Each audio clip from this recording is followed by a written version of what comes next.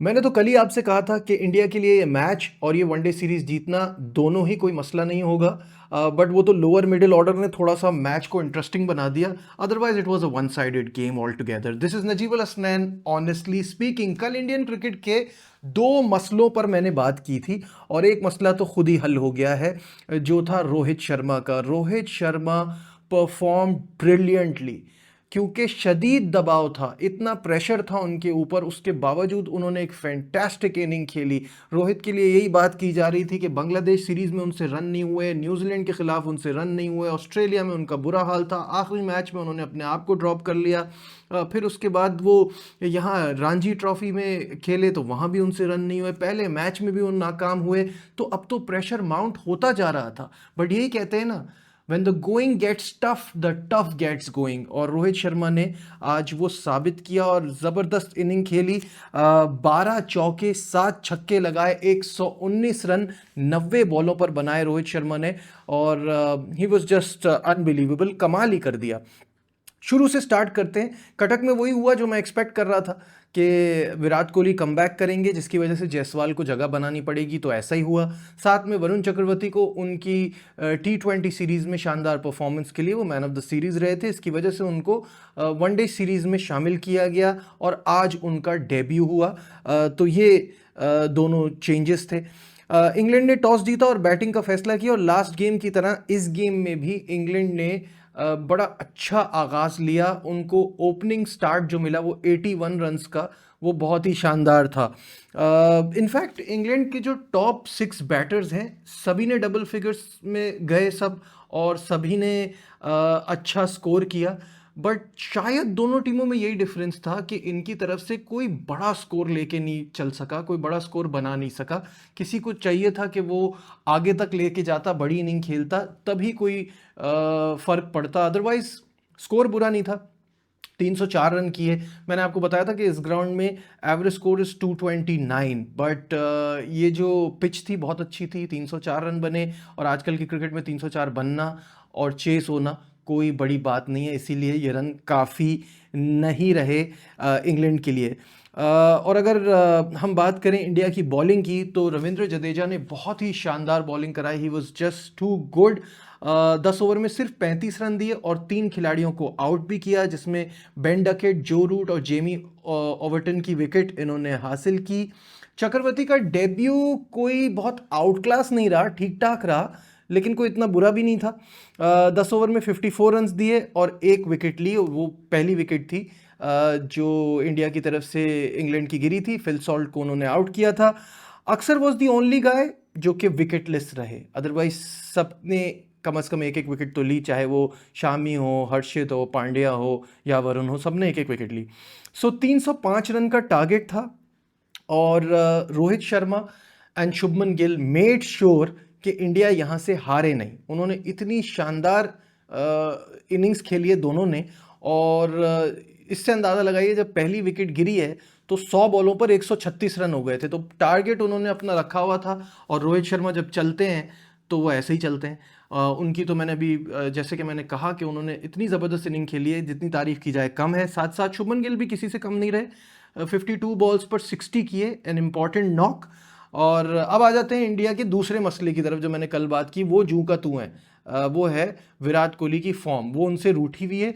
आज भी वो आदिल रशीद के बॉल पे कॉट बिहाइंड हो गए, सिर्फ 5 रन किए उन्होंने, तो ये एक परेशानी की बात है। अदरवाइज उनकी सारे जो बॉक्सेस हैं ना, उन पे टिक लग रहे हैं। श्रेयस अय्यर ने 44 की बड़ी अच्छी इनिंग खेली, लेकिन वो नीडलेस रन बनाने की कोशिश में वो रन आउट हो गए। उसकी वजह से थोड़ा सा कहीं ना कहीं थोड़ा सा पैनिक फैला, क्योंकि राहुल और पांड्या दोनों ने 10-10 रन किए। बट शुरुआत इतनी अच्छी मिल चुकी थी ना इंडिया को, कि उनका यहाँ से हारना जो है वो मुश्किल ही लग रहा था। सब कॉन्फिडेंट थे, विकेटें गिर रही थी, तब भी पता था कि इंडिया इजीली मैच जीत जाएगा। अक्सर और जडेजा ने मैच को फिनिश किया, अक्सर के 41 और जडेजा के 11। तो India one by 44 runs with 33 balls remaining. So again एक कॉम्प्रिहेंसिव विक्ट्री फॉर इंडिया, और यहाँ सीरीज़ भी अपने नाम की। और जैसे कि मैंने पहले भी कहा है कि चैंपियंस ट्रॉफी से पहले कोई वार्म अप गेम्स नहीं है, तो अपनी तैयारियों को हतमी शक्ल देने के लिए, अपनी प्लानिंग को फाइनल करने के लिए ये जो सीरीज़ है ये हिंदुस्तान के लिए और इंग्लैंड के लिए दोनों के लिए बहुत इम्पॉर्टेंट है। इंग्लैंड का वो जो मोजो है वो उनको तलाश करना होगा, वो उनसे हो नहीं पा रहा। बिट्स एंड पीसेस की परफॉर्मेंस से बात बनेगी नहीं। If you are playing against an opposition like India, आपको कुछ एक्स्ट्रा ऑर्डिनरी करना पड़ेगा, वो कहीं मिसिंग है। T20 सीरीज़ में भी ऐसा ही हुआ और इस वनडे सीरीज़ में भी ऐसा ही हो रहा है। तो coming to Champions Trophy, Buttler and his gang, उनको कुछ सोचना पड़ेगा। हाँ, आज एक और भी चीज़ हुई जिसको देख के मैं सोच रहा था कि इंसान को कभी किसी का मजाक नहीं उड़ाना चाहिए, क्योंकि कटक में भी आज फ्लड लाइट्स बंद हो गई। उस पर रोहित शर्मा का जो रिएक्शन आ रहा था वो देखने वाला था।